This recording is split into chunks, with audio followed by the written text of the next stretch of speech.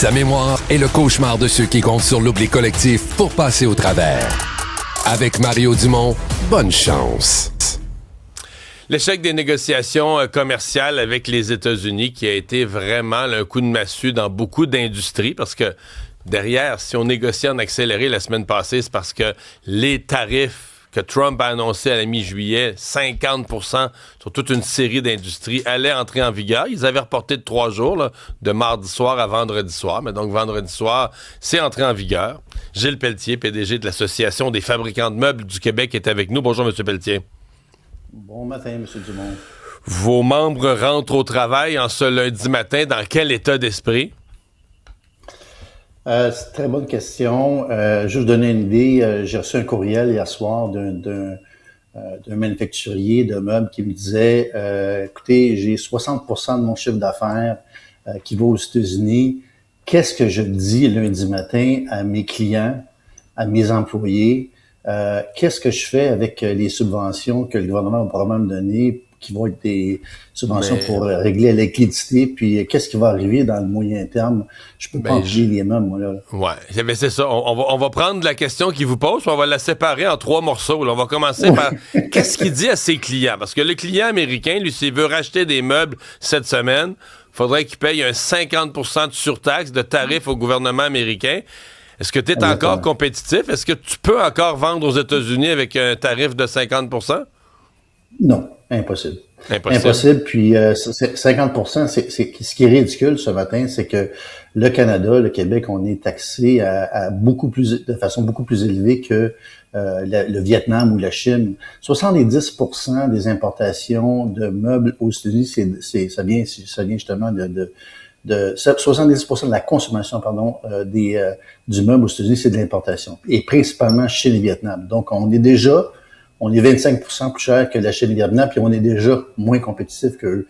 Donc, c'est impossible de compétitionner dans ce contexte-là. C'est plus rentable aller fabriquer un meuble au Vietnam à 75 cents de l'heure, puis avec 25% de tarif que de le faire au Québec à 25-30 $ de l'heure, puis 50% de tarif. C'est la situation dans laquelle on se retrouve ce matin. C'est quoi les options? Parce que votre membre, là, il vous dit, ouais, là, j'ai des programmes gouvernementaux, mais si je les prends, je fais quoi pendant ce temps-là? Tu peux pas fabriquer des meubles pour les empiler dans l'entrepôt? C'est ça. Donc, il va y avoir des programmes qui vont être annoncés par le gouvernement fédéral, qui probablement des programmes de temps partagé. C'est les conversations qu'on a eues en fin de semaine avec le fédéral, qui va aider donc à aider les travailleurs. Donc, ça, c'est une mesure qu'on apprécie, mais c'est sûr et certain qu'il faut travailler notre marché domestique aussi, là. Donc, on a une opportunité aussi de régler une partie du problème qu'on a, parce que les tarifs que M. Trump a appliqués, ça crée plus de dumping au Canada. On a vu une croissance importante du dumping. Donc, ça fait des années qu'on dit qu'on a un problème, puis c'est vrai dans plusieurs catégories de biens de consommation qu'il y a au Canada. Donc, il faut aussi regarder qu'est-ce qu'on peut faire pour aider le marché domestique. On s'en va on va frapper un mur. Donc, si on n'est plus capable de vendre aux États-Unis, puis on a de moins en moins de place pour compétitionner au Canada, c'est bien beau de dire on va développer des marchés au Mexique, en Europe, mais commençons par regarder notre marché domestique. Il faut aussi que le gouvernement, la fameuse exemplarité de l'État, c'est important aussi. Nos gouvernements achètent encore des meubles. Il y a plein de meubles qui s'achètent de gouvernement, puis c'est pas toujours des meubles québécois. C'est aussi bizarre que ça puisse faire. Mais non. Il y a plein d'exemples. À toutes les semaines, j'ai des exemples de manufacturiers qui disent j'ai soumissionné, puis c'est pour moi qui a gagné, c'est un fabricant américain qui a gagné puis c'est souvent plus cher, c'est ça qui est le pire. C'est souvent plus cher pour des raisons obscures. Donc il y a beaucoup d'ouvrages à faire, puis j'espère qu'on va prendre le temps de régler ces problèmes-là. Il y a une opportunité. Il faut rester optimiste dans la situation, mais il y a plein d'opportunités, là. Je sais que vous n'avez pas de boule de cristal, mais vous, quand vous parlez à vos membres, etc., avez-vous l'impression ou l'espoir que ce soit temporaire, que ce soit une situation temporaire, que c'est le tarif de 50%? C'est ce qu'on espère. C'est drôle parce qu'on a eu un conseil d'administration jeudi, puis il y avait beaucoup d'optimisme alentour de la table sur la question. On fait juste reculer jeudi, là, puis on se dirigeait vers une entente, tout baignait dans l'huile. Puis pouf, on arrive vendredi, et l'histoire est différente, puis samedi c'est fini.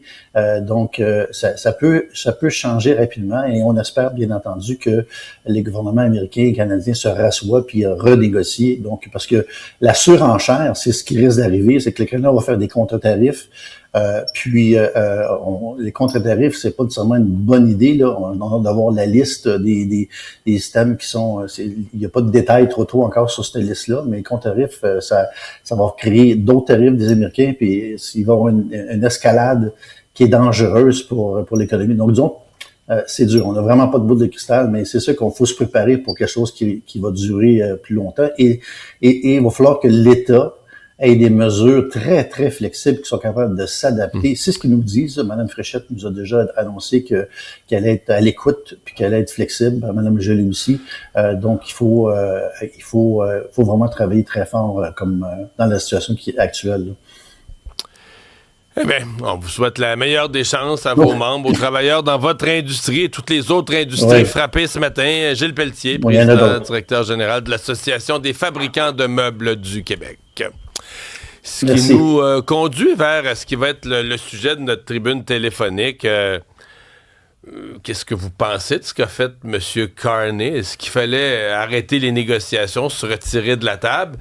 Mais surtout, oui, on va parler surtout de ce qui s'en vient. Là. Est-ce que vous souhaitez une approche, comme on dit, des contre-mesures très prudentes, mesurées, pour pas trop faire de dommages? Ou vous êtes plutôt dans le ton de Jean Chrétien, ceux qui étaient avec nous plus tôt, là, il faut frapper où ça fait mal, il faut la ligne dure, une vraie guerre commerciale avec les Américains où le Canada met le pied à terre. Alors, vous connaissez les façons de nous rejoindre, 187 Cube Radio, Mario à commercialcube.ca. Donc, on va, au cours des prochaines minutes, prendre vos commentaires, que ce soit à l'écrit, que ce soit si vous nous appelez, on va vous mettre en onde. Mais pour lancer cette discussion sur l'attitude à adopter, Louis Lamanne est avec moi. Bonjour, Louis. Salut, Mario. Ça va bien? Passez un beau week-end? On a travaillé, hein? On était ensemble samedi matin.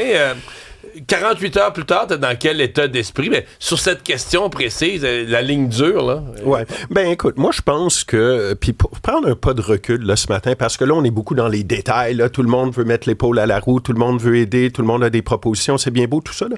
Je pense pour les auditeurs de prendre un pas de recul, là. Ce qui s'est passé dans la nuit de vendredi à samedi, Mario, c'est un tremblement de terre politico-économique, là. C'est majeur, là. Hein? C'est majeur. C'est majeur dans nos relations avec les États-Unis. C'est majeur au point de vue de la politique canadienne.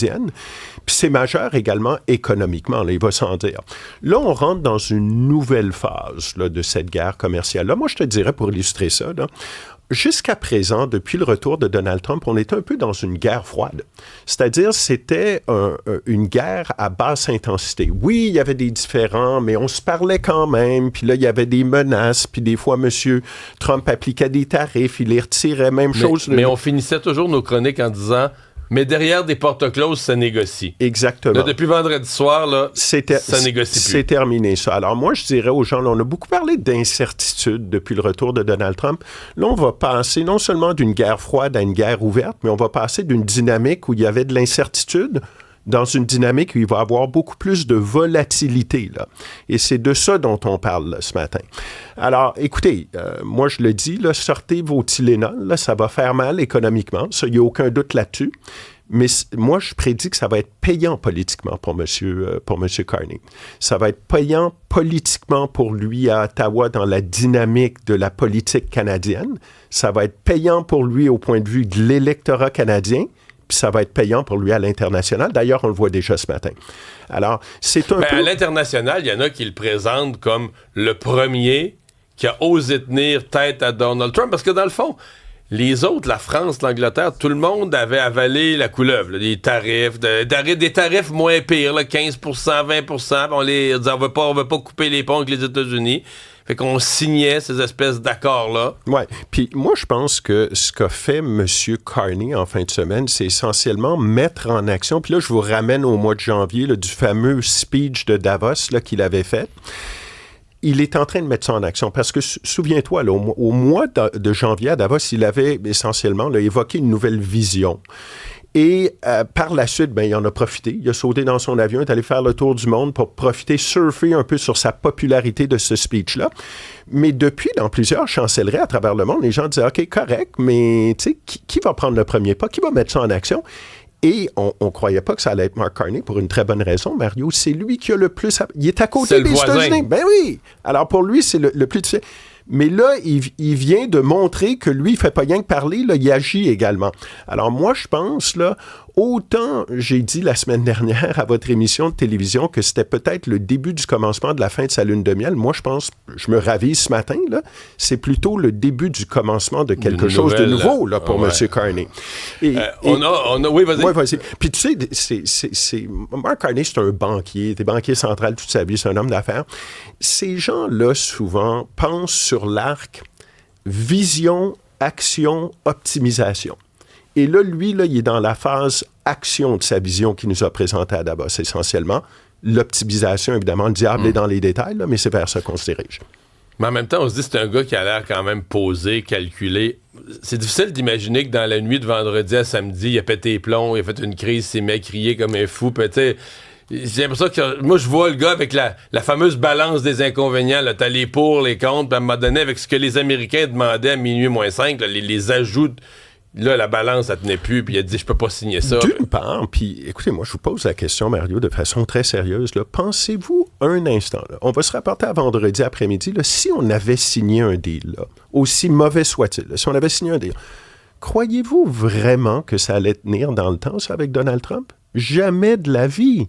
Dans un mois ou deux, Trump l'aurait modifié, l'aurait changé, l'aurait jeté à la poubelle. Fait que mettez-vous dans les pompes de Mark Carney, là. Oui, il y avait tout ce que tu as mentionné, mais il y a aussi le fait, là, un instant, là, moi, si je signe avec ce gars-là, là, c'est une entente qui est basée sur une poignée de main. On se regarde dans les yeux, on serre la main, puis on dit « deal ». C'est sa fameuse phrase dans son discours, M. Cadet. D'ailleurs, peu de médias l'ont relevé. Moi, si j'avais été un journaliste de l'écrit, c'est la phrase que j'aurais relevée. Il a dit « Notre partenaire, là, sa signature est au crayon de plomb. » Non. C'est absolument. gros de dire ça. C'est gros de dire ça. Il l'a dit comme un peu doucement. T'sais, ça n'a pas sorti comme une attaque musclée, mais quand tu prends le poids des mots, c'est de dire à quelqu'un, t'as pas de parole. Ben, il y en a plein de belles pépites aussi dans son allocution de samedi. Là, on s'enferge un peu dans tout ce qui a été dit depuis, mais moi, je reviens au discours de M. Carney. Il a également fait des menaces à peine voilées. Il faut savoir que les États-Unis, là, du gaz naturel, de tout le gaz naturel que les États-Unis importent, 99% vient du Canada. Il voudrait sûrement pas qu'on cesse de leur vendre. Voilà. C'est les mots qu'il a employés. Exactement. L'autre belle pépite à retenir, c'est quand il a dit, vous savez, les marchés financiers, là, souvent ont tendance à ignorer les fondamentaux. Mais jusqu'au jour où... Oui, ils prêtent attention. Puis si votre maison financière et fiscale n'est pas en ordre, ben vous êtes dans le trouble, il est trop tard. Il faisait référence, on en a beaucoup parlé la semaine dernière. Au bon du Trésor, à l'état de la dette aux États-Unis. Exact. Nathalie est en ligne. Bonjour, Nathalie. Oui, bonjour, Mario. Bon retour. Oui, vous avez suivi ce qui s'est passé en fin de semaine. Vous pensez quoi de tout ça? Oui, puis non. Ben, moi, je trouve que c'est correct. Qu'est-ce qu'il a fait? Même le ministre de l'Ontario, là, son nom m'échappe. Monsieur il a gardé le silence. Puis après ça... Oups, on vient de perdre Nathalie. Ça réagit beaucoup dans tous les cas dans la Nathalie messagerie. Nathalie semblait satisfaite, en tout cas, de l'approche de monsieur Carney. Oui, c'est l'opinion générale, Alexandre? Ça varie, mais il y a beaucoup de gens qui nous écrivent, puis continuent de le faire, hein, 1-877-827-2346. On a Pierre de Mascouche qui dit « C'est pas facile de dormir avec un éléphant dans le même lit, mais je crois que Mark Carney, c'est ce qu'il fait. » Beaucoup de gens qui sont en faveur d'une ligne dure. Il y en a qui parlent dans nos auditeurs de couper l'électricité, de couper la potasse aussi qu'on envoie aux États-Unis, de frapper là où ça fait mal. Il y a d'autres gens aussi qui semblent plus inquiets dans notre messagerie en disant que Mark Carney, c'est pas nécessairement ce qu'il fait, puis qu'on va peut-être sacrifier l'économie canadienne au passage, mais la plupart des gens sont sur la ligne dure. Nathalie est de retour. Oui, Nathalie, allez-y.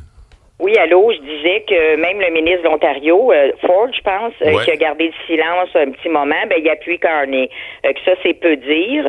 Puis, moi, je trouve qu'il faut vraiment qu'il tienne son bout, parce que c'est ça qu'il veut. On dirait pour qu'il va acheter tout le monde. Ouais, pour l'avenir, vous pensez qu'il faut tenir la ligne ferme, la ligne dure avec les États-Unis? Est-ce qu'on a les moyens de ça? Le moyen de nos ambitions, là, on n'a pas le choix. Ouais, on n'a pas le choix. Merci, Nathalie, de nous avoir appelé. Si je peux rebondir rapidement, moi, là-dessus, Mario, on parle beaucoup de la ligne dure et les gens, ce matin, sont gonflés à bloc, là, puis on comprend pourquoi. Mais dans une guerre, qu'elle soit militaire ou qu'elle soit commerciale, il y a une notion là, qu'il faut respecter ou du moins qu'il faut prendre en compte. Dans une guerre, tu veux infliger de la souffrance. C'est ton but. Mais tu dois être capable d'en prendre également de la souffrance. Puis là, on est beaucoup, là, on va imposer des tarifs dollar pour dollar, mais il va y avoir un retour à ça. Là. Le boomerang, il va revenir à un moment donné, là, puis ça, il faut être prêt à la prendre, la souffrance également, mais qu'elle vienne.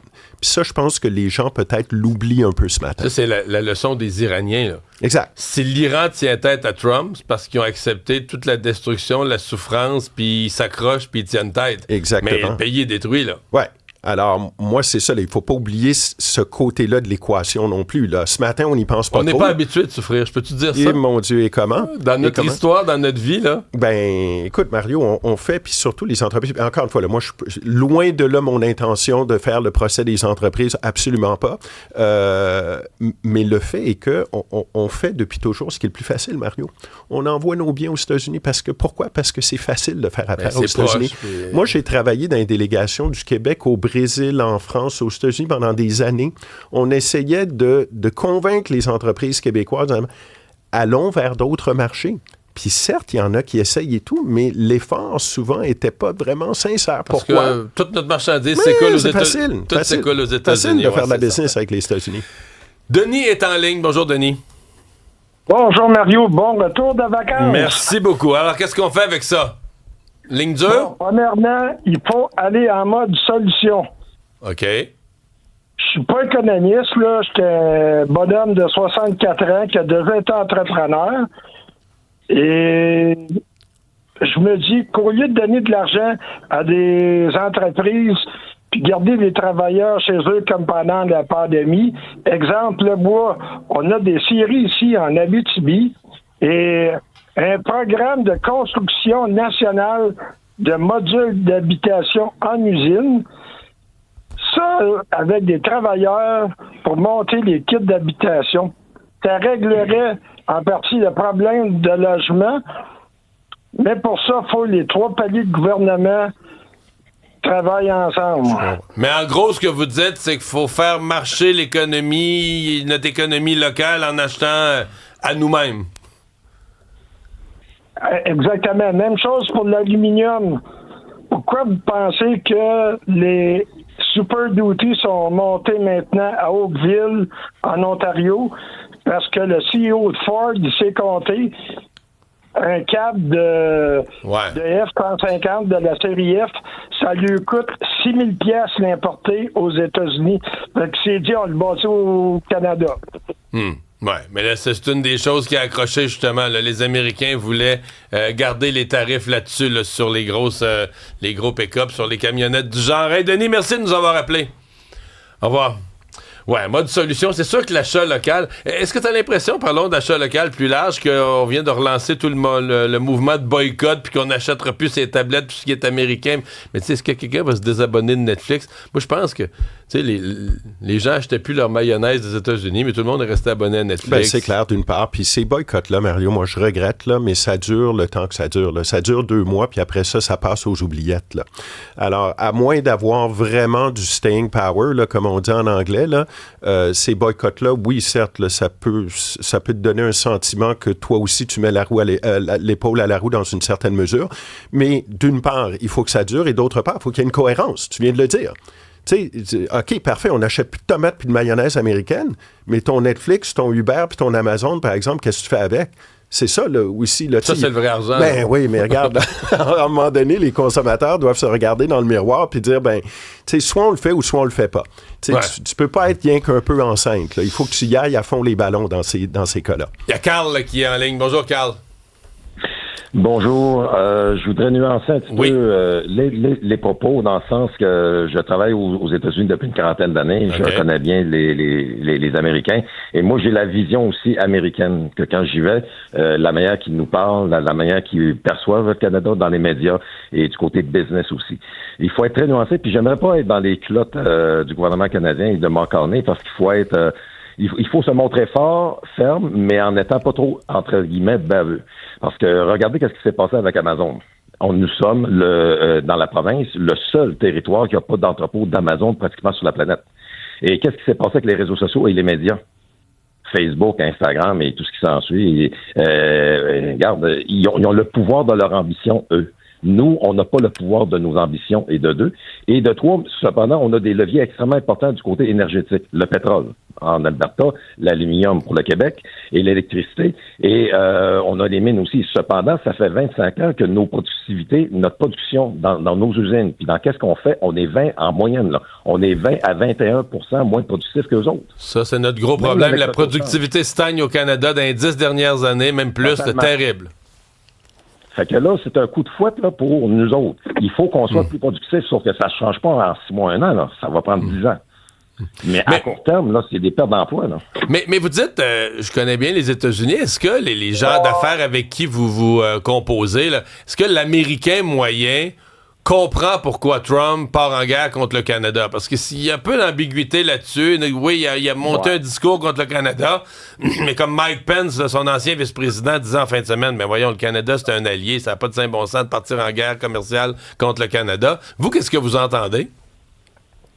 De mes clients que j'ai, puis de mes partenaires que j'ai, ils s'en foutent un peu dans le sens que les Américains, s'ils sont pas touchés directement dans leur portefeuille, s'ils n'ont pas de business à faire avec le Canada, ils s'en foutent. S'ils ont de la business à faire, ben là, oui. Mais ça, c'est proche de la frontière, comme l'État de New York.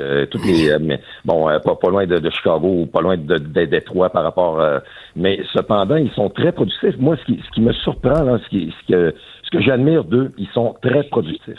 Ouais. Eux autres, là, ils partent pas en vacances pendant la construction, ils font de la construction. Eux autres, quand il faut qu'ils rebâtissent un bâton, c'est un pont comme à Baltimore, là, ça prend pas 10 ans, ils sont en train de le finir. Ouais. Non, ça là-dessus, vous mettez le doigt sur quelque chose d'énorme, qui est un avertissement pour le Canada. Merci, Carl. Au revoir. Ouais. Je me permets de rebondir, Mario, sur un des propos qu'a dit l'invité, Carl à l'instant, pardon.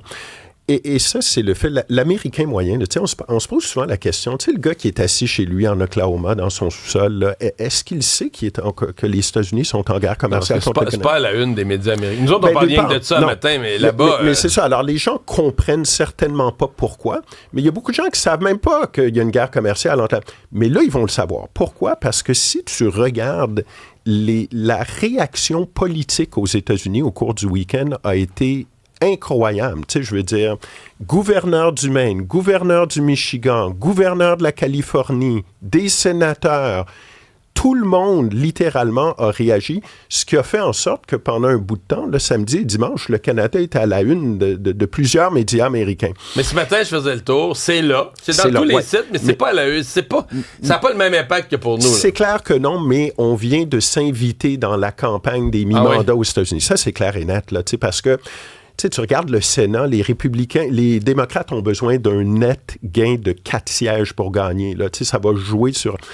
Alors, c'est certain que les politiques américains voient une opportunité là-dedans. Là. Dans la guerre commerciale, le fait justement qu'il n'y a pas eu d'entente, qu'on rajoute des tarifs sur le Canada, du côté démocrate, on voit vraiment ça comme une opportunité électorale. Là, donc, à surveiller. Michel est en ligne. Bonjour, Michel. Bonjour. Parce que lorsque je vois ici, vous vendez aux États-Unis là, quotidiennement. Oui. Je suis manufacturier de vêtements. Donc, dans un secteur touché. Mon volume est très touché parce que je faisais partie du USMCA. Et puis, le problème est que on n'a pas de relève au Canada. Tous nos détaillants canadiens achètent déjà du Bangladesh et de la Chine. Et le seul avantage qu'avait comme production canadienne, c'est le 40% d'échange. C'est attractif pour les Américains. Fait que, là, on peut pas remplacer ce business avec le marché canadien parce qu'on l'a perdu, le marché canadien, depuis 20 ans. Et tout au Bangladesh, les Walmart, les grosses chaînes, ils n'achètent pas du Canada. C'était qui vos clients aux États-Unis là, qui mettaient vos produits sur les tablettes? Ben, j'avais plusieurs indépendants, j'avais plusieurs boutiques. OK. Et puis j'avais un gros détaillant en Pennsylvanie, Boscroft. Lui, il m'achetait beaucoup. Là, vous parlez au passé, mais vous en achetez encore jusqu'à la semaine passée. Là, cette semaine, est-ce que vous êtes encore capable de vendre? Non, là, je peux pas. J'ai été arrêté tous mes shipments cette semaine. Mais mes gros shipments arrivent au mois de février puis mars. Fait que j'attends. Je suis allé faire un road trip en auto. Puis ils étaient très heureux parce que nos prix sont compétitifs. Pour eux autres, ils connaissent pas l'argent canadien. Tu sais, dans leur tête, c'est le prix qui arrive à eux autres. Fait que tu vends quelque chose à 10 $ là-bas, c'est 14 $ pour toi. Et les autres ne le réalisent pas, ils disent juste c'est bon, les manufacturiers américains ne peuvent pas compétitionner avec un manufacturier canadien à cause des prix qu'on a de l'échange. Mais au Canada, où je vais aller chercher ma business, là? Ouais. Donc, moi qui achète en Chine. Je comprends très bien. Mais vous dites, le mois février-mars, c'est mes grosses expéditions, mes gros shipments. Ça veut dire que vous espérez pas à peu près que ça soit réglé d'ici là, d'ici le mois de janvier-février? J'attends mes commandes cette semaine, puis je vais voir, là, je vais dormir dessus. Je veux pas les énerver non plus, parce que les autres ne le savent pas. Ils réalisent pas, je pense pas. Fait que je vais attendre une couple de mois, puis quand ça va venir au mois de décembre, il faut que j'achète le matériel, puis commencer à produire. Je vais les appeler, je vais leur dire on a un problème, est-ce que vous pouvez me rencontrer à moitié chemin ou quelque chose? Je crois pas. Ils vont, mais si vous perdiez 40%, le 40% de votre business qui est fait aux États-Unis, si vous le perdez, là, êtes-vous capable de survivre avec l'autre 60%, faire des mises à pied ou vous passerez pas à travers? Je sais pas. Je sais vraiment pas. Je suis pas rendu là. Je sais pas. Je comprends. Je vais essayer de développer d'autres marchés. J'essaye.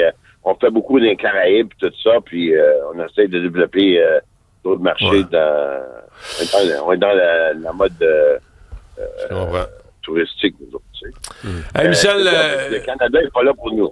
Ça, on l'entend de votre message que vous ne réussissez pas à vendre au Canada. Michel, bonne chance avec tout ça. Merci. Ouais, là, Louis, on est dans la vraie vie, là. Non, c'est clair. Puis ça va affecter. Tu sais, j'écoute le monsieur parler, puis je me dis, bon, OK, certes, on peut attendre, il va y avoir des subventions. Il y a plusieurs entreprises qui vont être en mode attente. On va voir les aides gouvernementales, puis après ça, on va attendre si la situation va se résorber avec les États-Unis. C'est pas ta recommandation. Ça fait pas des lendemains qui chantent, ça, Mario, en business. Moi, je pense que, puis encore une fois, là, tout ce que je vais dire là est excessivement difficile et chronophage, mais c'est nécessaire. Le Canada, les entreprises canadiennes, les entreprises québécoises doivent commencer à sérieusement se tourner vers d'autres marchés. Il n'y en a pas d'autres solutions, là. Tu sais, la nostalgie, comme dit M. Carney, c'est pas une stratégie. Là, on ne reviendra pas en arrière avec les États-Unis, là. Alors ça, c'est vraiment important. D'autre part, ça va aussi affecter les investissements qui atterrissent au Canada. Je prends, par exemple, le secteur automobile.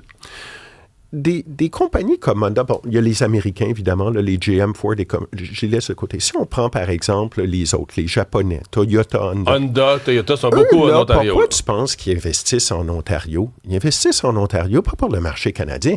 Ils investissent en Ontario parce qu'on a un accord de libre-échange puis on a l'autopac avec les États-Unis. Alors, dans la mesure où cette barrière-là est maintenant fermée, c'est certain que ça va affecter les investissements qui viennent ici au Canada, là. Fait que ça aussi, ça va faire mal à l'économie. Donc, on est dans un chassé croisé. Ouais. Ah non, c'est compliqué. Mais l'automobile, à mon avis, c'est le premier... Si on parlait tantôt des consommateurs, là, la mayonnaise et les achats à 3 piastres, là, mais s'il y a un domaine, si les États-Unis nous tiennent la ligne dure là-dessus, où les consommateurs pourraient dire, regarde là, des autos, là, ça non, on n'achète plus une auto fabriquée aux États-Unis. Tu veux les forcer à fabriquer au Canada. Tu dis, nous, les consommateurs canadiens, nous n'achetons plus un seul véhicule qui est fabriqué aux États-Unis. Écoute, le jour où ça arrivera, là, je t'inviterai à souper parce que... Non, mais littéralement, là, ça n'arrivera pas, ça, on le sait. Mais il faudrait... Mais c'est des choses comme ça... Là, c'est ça, se tenir debout, là. C'est pour ça... Non, c'est pour ça que c'est difficile, là. Puis, tu sais, moi, je ne sais pas si on a le temps, là, mais j'aimerais revenir, parce que c'était à la une du Globe and Mail ce matin. On en a discuté rapidement. La défense. Bien, la défense, Howard Lutnick. Moi, je veux parler de Howard Lutnick. OK? Howard Lutnick, c'est le secrétaire au commerce aux États-Unis. On le voyait souvent, là, on le voit moins, mais au début de l'administration Trump, là, on le voyait souvent dans le bureau ovale. C'est un monsieur barbu, un peu chauve. Ça, c'est un monsieur qui est un banquier de Wall Street, connaît très bien Donald Trump depuis longtemps. Moi, j'ai eu l'occasion de le rencontrer, M. Lutnick, dans une rencontre à Washington. Je travaillais pour François-Philippe Champagne à l'époque. J'étais descendu à Washington avec M. Leblanc, l'ambassadrice était là, M. Ford était dans la rencontre. Tu avais Jameson Greer qui était dans la salle avec Lutnick. OK?